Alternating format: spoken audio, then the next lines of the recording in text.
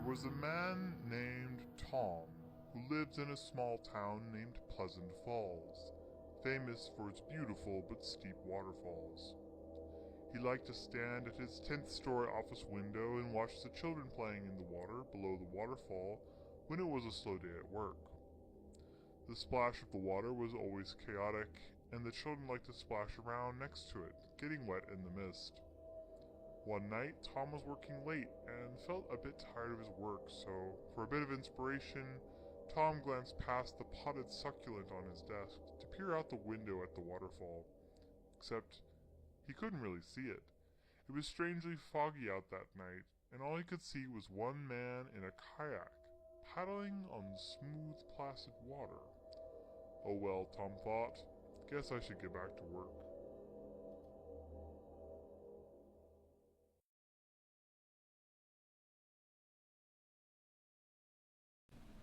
The mood is high at the sold-out Thursday night premiere of the newest installment of the Gunkbusters series. It's at a small theater with just one screen, so it's always cozy here. As the movie begins, the quiet murmuring stops, and the audience sits at rapt attention.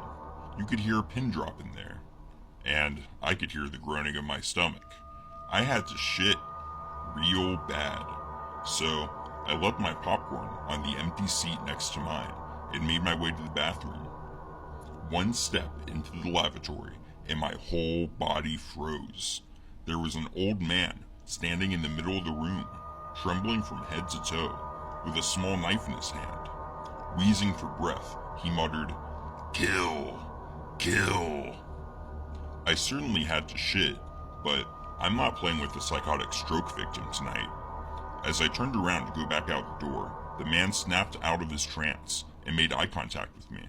He slowly raised his knife until it pointed right at me, and with a raspy voice growled, "I'll kill you, you son of a bitch!"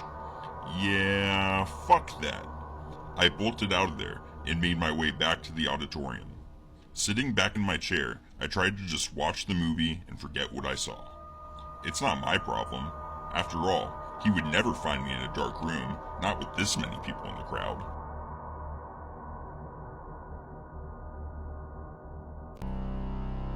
I live in this old house where everything seems to just keep falling apart.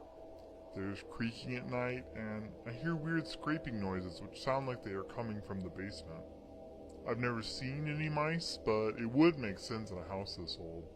So, I called in an exterminator a few days ago, and I haven't heard the sound since. As happy as I am that one problem got solved though, a few minutes ago the power went off in my house, and I had to go down to the basement and change the fuse. After the lights turned back on, I look around and I fortunately don't see any mice, just some old plates I left down here a few years ago. Someday I'll clean all this stuff out. For now, I guess I'll head back upstairs and go to bed.